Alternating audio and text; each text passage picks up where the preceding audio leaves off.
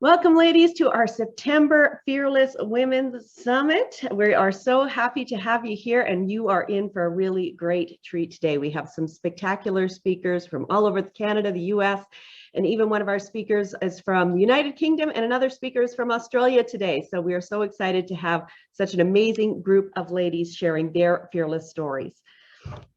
My name is Charla Brown. I'm the founder of One Woman.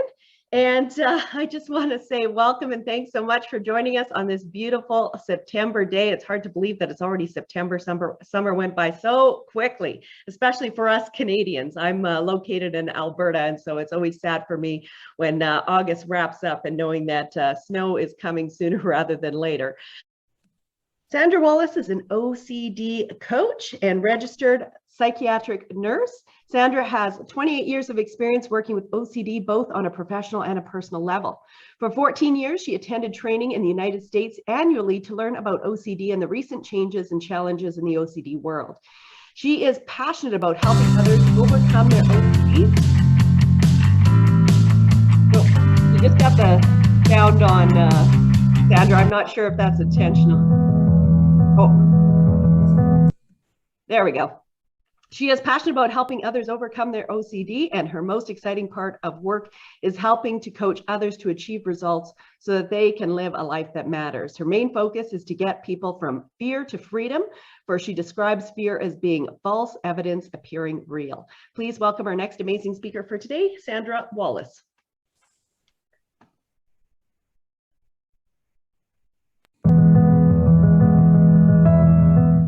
August 10th, 1995, as I sit here once more in a walk-in clinic.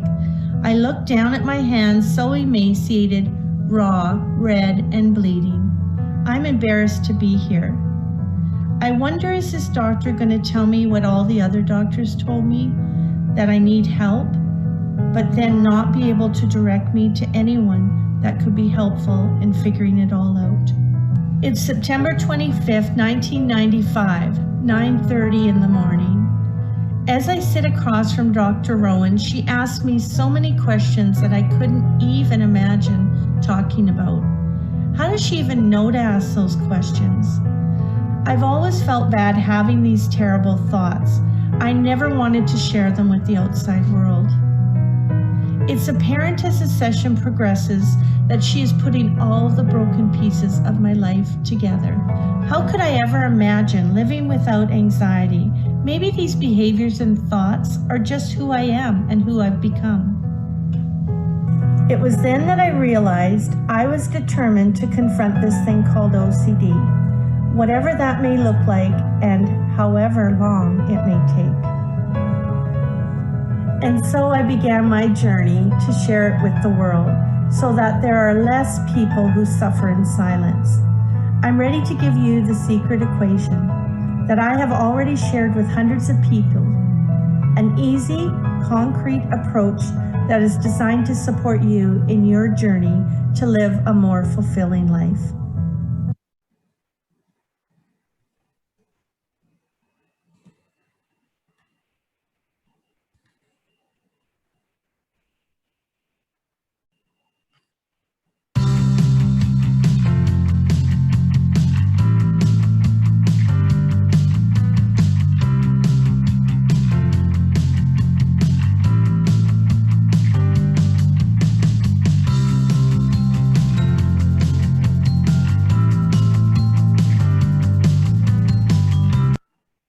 Hello, everyone. Can you see me? Hello? Hello there. Yeah, we see you. We hear you. Okay, You're good. wonderful. Sandra. Okay, welcome everyone. Thank you, Charla and Ashley, for the great conversation up to this point. And I just want to thank One Woman for everything that they believe in and they stand by.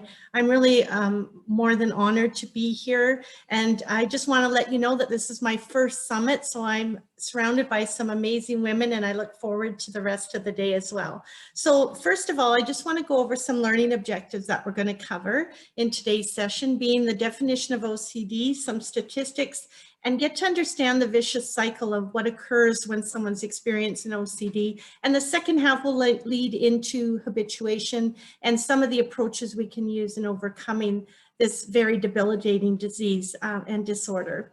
And we will end with some of the exposure and response prevention techniques as well as types. So what is definition of OCD? We often use that word interchangeably, and we sometimes say our OCD is acting up today, but truly to have OCD, one must have an obsession. And the obsession is usually unwanted, intrusive, impulsive, and the person does not want to have the obsession take place. So as a result, they perform a compulsion. Now, a compulsion is an act that they do to cancel out the obsession that causes such tremendous anxiety. Now, statistics show that 2 to 3% of the population will have diagnosed OCD, which is obsessive compulsive disorder. I really believe that percentage is much higher because for a couple reasons. One, people do not come to get help. They do not research or search out help when they're living with OCD because it is very debilitating and it can also be very embarrassing. So that reflection on statistics may be a lot higher. Nevertheless, 1 in 40 adults living with a constant anxiety is due to this type of disorder. As a result, people live decades in isolation, sometimes their entire life in isolation because they're too afraid to reach out. Have any of you in the audience ever experienced a time when you've lost your keys or locked your keys in the car, or possibly your child slipped under that coat rack for that split second and you weren't able to lay eyes on them? Well, us living with OCD often experience that same physical and psychological symptoms that are triggered by those types of scenarios. With the exception, when us as individuals that don't have OCD experience this, as soon as the issue is resolved, we come back to our natural state. That's not the case with people living with OCD.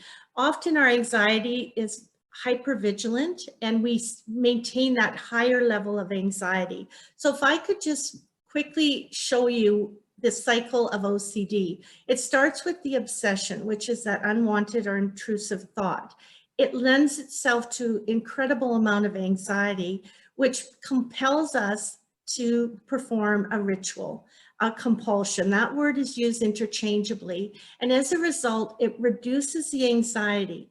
But what one fails to recognize is the anxiety that is reduced is only temporary until OCD rears its ugly face again and presents another obsession. So what I do to teach people as an OCD coach is help them to jump out of this vicious cycle, ideally between the obsession and the anxiety, but at some point to recognize what's taking place. And it's really, truly hard to see that when you are first diagnosed with OCD because it's hard to see the picture when you're actually in the frame. So I help people to step out of the frame and see things more objectively. Next, we're going to talk about some more common types of OCD. This is not an exhaustive list, but this is some of the more common ones that you or someone you know or your loved one may experience. Now, the O stands for the obsession. When it comes to contamination, people are preoccupied with maybe germs, colors, or the certain surroundings in that they deem as life-threatening. So as a result, they avoid the object or place where others may have been in direct contact. I know for myself in this scenario, if I was ever around the color red, I associated that with blood, and I was never able to be around things that were red. There's many more other types, but one of the compulsions, the common compulsions when it comes to contamination is pulling our arms of our sleeves over our hands to turn a doorknob, or maybe use our elbow to flush a toilet, or our foot to kick the flusher in the toilet or open up a doorway. Now that's may or may not be more discrete types of compulsions. Or this is another one where people may use a certain phrase in their mind to cancel out the obsession. They may have a special number. My numbers were 3 and 5, that they have to repeat a certain phrase over and over until it neutralizes the obsession, which means just lets go of the obsession and cancels it out. Or maybe more obvious signs of compulsions in this regard, where people will wear gloves or dress in layers to protect themselves. The next one is checking. The obsession here lies in the need and the compelling urgency to check repeatedly. In this case scenario, we have a very unrealistic and excessive responsibility for catastrophic events that might occur. The whole purpose behind our checking is to save someone or save a situation from occurring that can become catastrophic. In my situation, a lot of it was spending ample time checking appliances, checking the stove, the curling iron, the light fixtures, the taps, the faucets, just to play it safe and make sure that everything was going to be okay. Another big one is what we call hit and run OCD, where we retrace our route in our vehicle for fear of hitting someone, a pedestrian or someone in a parked vehicle or a driving vehicle. What would take me normally 10 minutes to get to work could take 2 to 3 hours because I would retrace my routes. If a siren went by, an ambulance or a fire truck or a police car, I would turn my vehicle around and follow them to the scene of the crime, as I would put it. And I would take full responsibility in my mind for something bad to occur.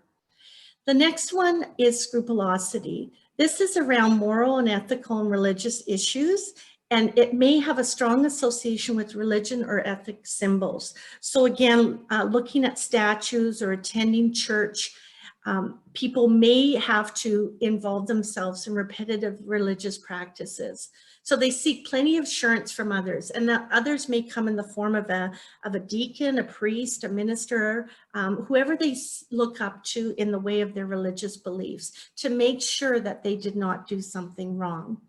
And so another way they may avoid is to avoid religious symbols, or in some cases, avoid church altogether or going to services. So symmetry, when it comes to the obsession here, people get fixated with objects or items having to be arranged in a certain order, pattern, or location. And so some things you may see in others or yourself is that they arrange and rearrange angles or line up by color or alphabet or labels, just to feel the anxiety lessen and have things in a certain systematic approach. This next one, harm, when it comes to obsessions, it's a huge one for people with OCD. And it is one that a lot of clients come to me, and unless I ask them the right questions, they are not forthcoming with this because it is so humiliating to have these thoughts. We don't want to share them with the outside world, as I mentioned in the video. Thoughts of killing our loved ones, ourselves or others accidentally, or even worse, deliberately. We may continue to think about it in an effort to reassure ourselves that others are safe or somehow undo the thoughts. And so therefore we avoid certain places, situations, or shop objects. So for example, if you are afraid of taking a knife and harming someone, you may put all your cutlery away. You may eat with your fingers. You may only use plastic utensils, which, by the way, all of those examples were my life for a long time. You may avoid going to restaurants with steak knives, such as the Keg, or cutlery stores where you know that they hold a lot of cutlery and sharp objects. So as a compulsion, they desperately try to stop thinking about the unpleasant thought and make sure they don't act on it. So again, avoidance, keeping our environment under control. OCD is all about control. And somehow magically we think we can control things from happening or not happening. So how do we worsen our OCD? Individuals living with OCD feel guilty and struggle with their thoughts. This struggle makes them more persistent and chronic. So really the only solution to this, to overcome our OCD, is to let go of that struggle. And that's really easier said than done. Because if only we could recognize, and this is something when I got diagnosed in '95, if I would have just believed it long enough to see otherwise, that avoiding the feared situation only makes the fear stronger. What people don't realize is that by staying in that feared situation, the fear lessens over time. But I want you to know, if you're someone here that's living with OCD, or have a loved one or a colleague or an acquaintance living with it, you're not alone. The chain of thoughts that occur typically with people are catastrophical, and we have that exaggerated sense of responsibility. Therefore, as part of a coach, I help people through recovery by a step-by-step approach. We need to recognize the familiar cycle or pattern of obsessions and compulsions. Here's some examples that I've come across in myself and others that are common chains of thoughts. I'll be unable to stop thinking about it. Having this thought means I will go crazy, become violent, or even lose total control. Having a real violent thought means I really want to do it, and thinking about it means I am a terrible person. Now, in an example I want to use quickly, one of my clients actually called me one day and asked me to admit her to a psychiatric hospital. And I walked through and supported her to help her to recognize that this was her OCD and not her. And we had to keep the two different themes separate entities. So we need to look at addressing the anxiety rather than the obsession. And how do we do that? We start with habituation. One must develop and strategize ways to weaken the mental connection between the situation and the distress that one experiences from them. We also need to weaken OCD through practice, what we call habituation. The reduction in response strength with repeated stimulus presentation. So, example, the fear declines as feared objects is faced over and over. It's kind of like watching a scary movie. The first time you watch it, you may watch it with your eyes shut or partially eyes open, but by the second or third time, it doesn't trigger the same response as it did in the initial showing of the movie. And through repeated exposure and increased tolerance of the sensation without engaging in those covert, subtle, or obvious avoidance behaviors, we do learn to be less afraid of the sensations.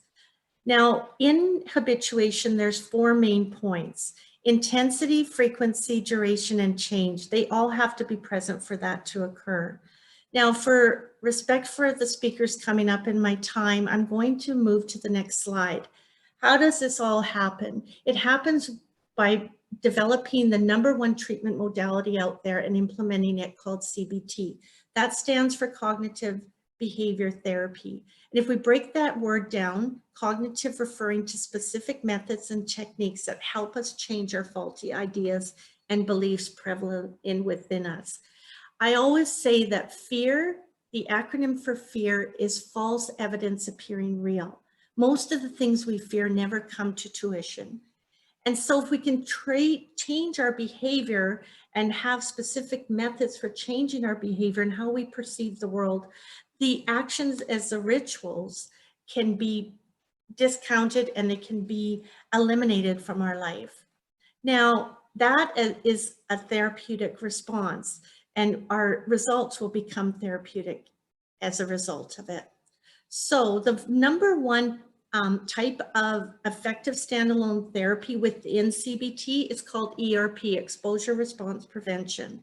This involves gradual exposure to feared situations, and we deliberately put ourselves in the situation without performing the compulsion, and we start to break down the walls, and we start to live again, because for many people, we're merely existing. So again, we need to recall habituation and apply the 2 main principles of ERP. We need to stay in the presence of a feared situation, which stands for the E, and we need to prevent ourselves from doing the regular ritual. Now, this will weaken or eliminate the distress that comes with the obsession, as well as the rituals. Studies have shown over the years, 75% of people who take on a treatment program have success substantially and can last for 18 months or longer following treatment. I know for myself, with contamination, I've had every type of OCD out there, but with contamination, 99% of my contamination fears are still at bay. So I would like to share just this quick result of my YBOC when I started in 1995. A YBOC is an assessment scale, and I ranked 30 out of 40 on that scale. So it shows you at what point I was. Now, having a higher grade usually is a good thing, but in this case, it's not. It means that I was in the severe range of OCD. So the types of OCD are two: in vivo and imaginal. In vivo, we directly confront our activity, but we do it gradually. We don't throw someone into their fears. We start with the subjective units of distress scale, and we rank the anxiety from lowest to highest, and we work with the lowest anxiety first. Now, in vivo, it may be something such as wanting to be exposed to water or fear for water. So over time, we're able to sit in that boat in the middle, and eventually with exposure response prevention, be at the front of the boat.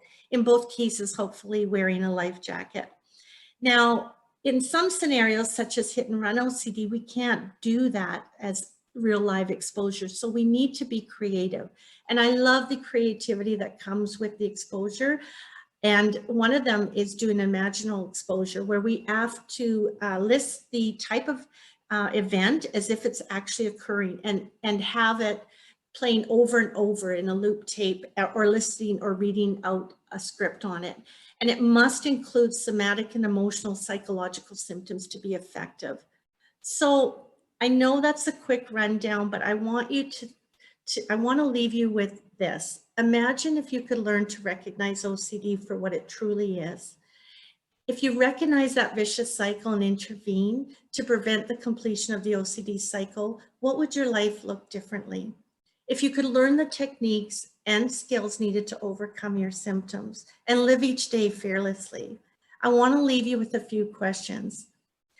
Your choice, what choice do you have? One of three. You could continue to live with OCD on your own and do nothing. You could try to overcome your OCD on your own. Or thirdly, you could work and have support and someone to coach you alongside your journey. And if there's something more that you want to speak in regards to this, I'm more than happy to offer a free 15-minute discovery call where we can dive a little deeper into the needs of specific needs and create tailor-made programs for you. Now, this is a closing, and I just want to ask that if you want to, feel free to share your struggles, victories, and wins on our closed Facebook page. Feel free to do so. The email and website and phone number are up on the screen, and I'm more than happy to take questions throughout the day. Thank you all for being here, and we'll see you later. Thank you so much, Sandra. That was fantastic.